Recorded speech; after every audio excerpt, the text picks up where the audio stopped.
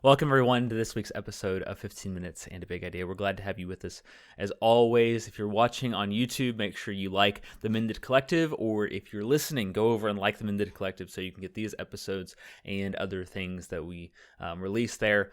Mended Collective is a Christian content organization committed to furthering the gospel, furthering the Great Commission, and empowering you to be able to do that. So there's some great resources over there that you can use in your personal growth and in your personal evangelism. Really want to encourage and commend that to you. We're looking at Philippians chapter 1, verse number 27 today. Philippians chapter 1, verse number 27. Let's read that together. Only let your conduct be worthy of the gospel of Christ, so that whether I come and see you or am absent, I may hear of your affairs, that you stand fast in one spirit, with one mind, striving together for the faith of the gospel. Today's episode is going to mark a pretty significant change of pace and a change of emphasis. Paul has been directly addressing the Philippians. He's been praying for them and updating them about his situation in prison. We might broadly categorize the first 26 verses of the letter as the introduction, or the setting of the scene. Paul's talked about general aspects of character, things you should grow in. He's expressed affection for the Philippians, and he's thanked them for their mutual work and support. And he's spoken about his plight in a way that models reliance on Christ. But none of these things are really addressing the specific situation the Philippians are in. Things like, discern the things that are excellent, grow in knowledge, just things that Paul could say about any church. And here he's really going to start driving into things that are addressing the situation the Philippians are involved with. The things we've seen so far don't really address the problems or deficiencies, whether current or potential, that exist. It's all really background material. And so Paul is going to use this most recent discussion of his desire to stay alive. Even though life is Christ and death is gain, he's going to talk about the desire as a springboard, his desire to stay alive as a springboard, a jumping off point for discussions that go from about here, verse number 27 of chapter 1, to about verse 18 or 19 of chapter 2.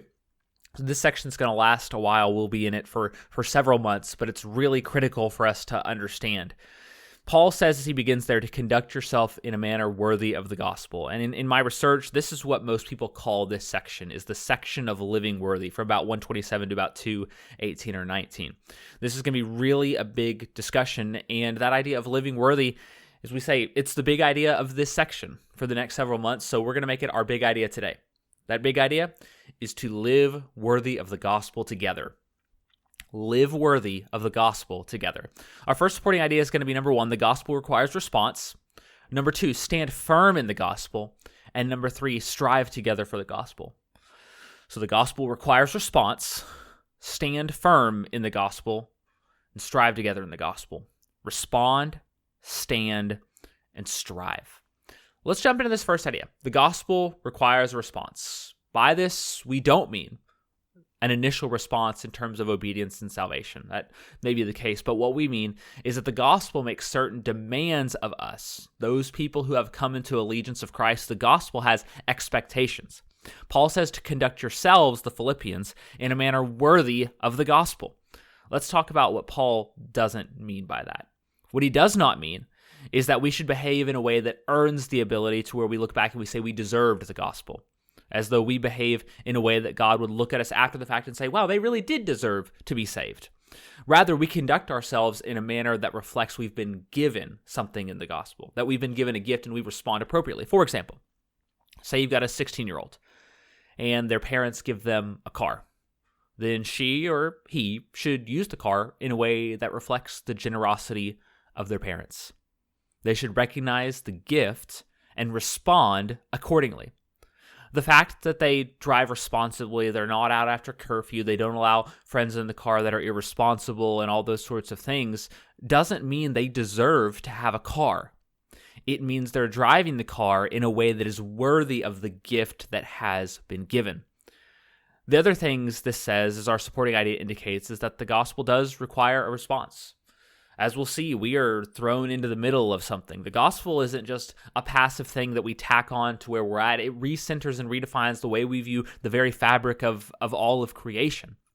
We can't sit back unchanged by the gospel. It's not just sitting back and getting free stuff. In fact, what we'll see in the next few weeks is that the fitting response of the gospel may well be extremely costly to us personally or in a manner of other ways. But the call of Christ in the gospel is of one of radical and drastic self-sacrifice and self-renewal. And Paul wants this for them. He wants this for them because of how great it is. And he gives them some motivation of his approval. He says, saying whether I'm here or absent, whether he lives or dies, whether he gets out of prison or Christ delivers him by death, he wants to hear good things. That's not to say they only want to please Paul, but Paul is using his relationship in a way that's appropriate to leverage them for the best behavior for the glory of Christ. And he wants them to see that. He wants them to live in a way that the gospel is magnified through them, in a way the gospel is lifted up as important. So, what would it look like for Paul to come to them and to be pleased? He gives two markers that we're going to look at for the rest of our time, and both are critical. If we miss one or the other, we're going to be in deep trouble. The first is standing, as our second idea says, and this, this first idea, which is our second point, is standing together, and the second idea, which will be a third point, is striving together. So standing and striving. We'll try to forget about the numbers on that. Standing and striving. What do we mean by standing? By standing, we mean an immovableness or an unshakableness in the truth of the gospel. We might say the Philippians need to have a holy stubbornness about themselves. They need to be intellectually committed to the facts, propositions, and truths of the gospel. Now, it's easy enough to claim to be committed to it. It's easy enough to say you're about it. It's easy enough to say you believe it. But to actively demonstrate it is another thing. There are various threats which we must arm ourselves against. I want to think about a couple of those. The two that I want to think about are the intellectual threats and the emotional threats to standing firm in the gospel. The intellectual and the emotional. The intellectual are the direct assaults on the validity and the truths of the faith. For example, it's arguments that God does not exist, that science has put God out of business, that Jesus never existed as all, or he never claimed to be the Son of God. These ideas are all things which are intellectual in their nature. You get that? They're intellectual in their nature. They're undermining the truths of the claims of the Bible. Whereas the emotional threats are different. They don't strike at the mind, but they strike at the heart. They strike at the feelings. For example, the death of a loved one, our personal suffering, a friend or loved one turning their back on Jesus, perhaps the end of a relationship, a marriage or a close friendship or estrangement from a loved one, or a church that lets us down and hurts us. These are things which, if I may say bluntly, intellectually are not that hard to resolve. That in terms of the suffering and difficulty we endure, when it comes to looking at the facts of the faith and squaring these things up, it's not hard to square them up. But when it comes to the emotions that we deal with, it's harder. They weigh on our minds, and they slowly erode our faith because they get a hold of our emotions and our feelings. And that's not to say our emotions and our feelings are bad. It just means that we've got to handle them in the proper perspective. And if we don't manage them in light of the truths of the faith, then we may have our faith slowly eroded. In truth, these things work in tandem. The intellectual and the emotional charges against the faith. They're working together to cause people to leave Christ. We have a good friend to leave the faith. But by our cultural standards, they're still a good person. And then perhaps a church fails to help us when we think we need it. Then we watch a YouTube video with a prominent atheist who calls the whole thing into question. And this thing turns into a tailspin. That's why Paul wants these Christians to stand strong and take steps with both of these things to prevent both types of assaults, because it's not one or the other that's most difficult. It's often them working together in tandem that causes us problems. All right, third point.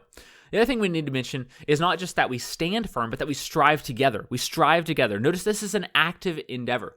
Paul's not calling the standing firm as though we just hoard up in a castle and try to ward off every assault. Rather, Paul is looking for them to take an active role in the advancement of the gospel.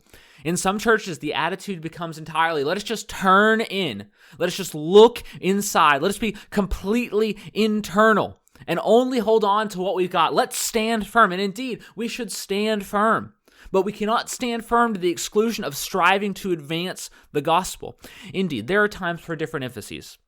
There are times when we need to emphasize the growth interpersonally or in Christ in the people there. And there's times we need to expand the borders of the kingdom for the glory of Christ. We've got to have boldness to go forward and to strive. We can't take our eye off of that. We might emphasize one or the other for a time, but we must go forward.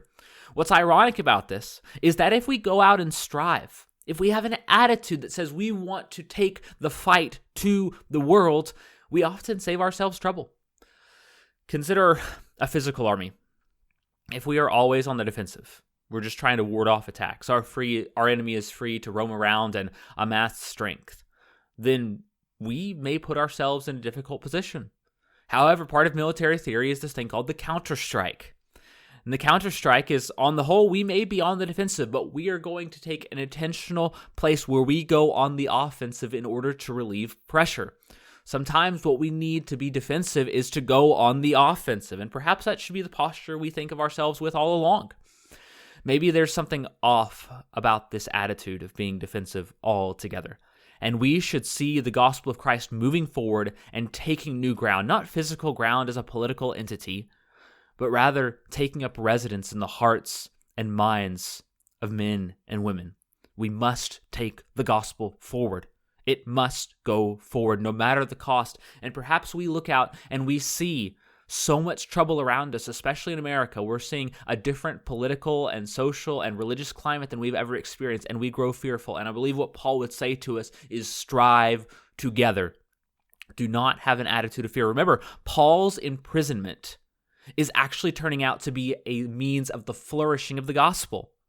You get that? The flourishing of the gospel. This isn't a physical fight, and our perception of what can and cannot go right and what can and cannot go wrong may be off. This isn't a physical fight. This is a spiritual fight, and thus we should use spiritual assessments. What is possible should factor in the power of our God who raises the dead and in our weakness is strong. We strive not by our own strength, but by His. And so let us not use the idea of standing firm and not doing anything advancing the kingdom as a guise for cowardice. Let us be bold and let us be brave. So we've seen that Paul wants people to live in step with the gospel, to behave in a manner that is worthy of that gift. In particular, Paul wants people to see him doing, or wants people to be seen doing a couple of things. We're going to continue to expand those next week. He started by talking about standing firm and striving for the faith of the gospel. As we bring this to a close and get ready to ask some questions, I want to note a word that we've ignored so far that's part of our big idea. It's the phrase where he says, standing firm in one spirit and with one mind striving together. Standing and striving are not individual sports. They are a cooperative act by an entire congregation, by the church as a whole. It's not something you can do as alone. It's not something you can do alone, and we'll quickly learn throughout this book that the gospel is a cooperative activity. Paul commends the Philippians for their fellowship and being partakers with him. But it seems a large part of what Paul is saying, it means to conduct yourselves in a worthy manner, means, and we'll see this pretty quickly over the next section, that you behave in a way that fosters everyone doing it together.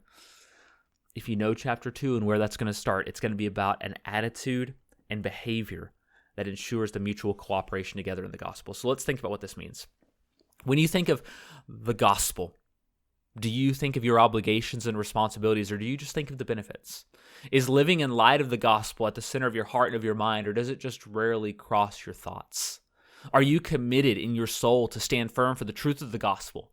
Is that a preparation you've made beforehand? Are you committed to take the gospel forward, or does it slide off your plate?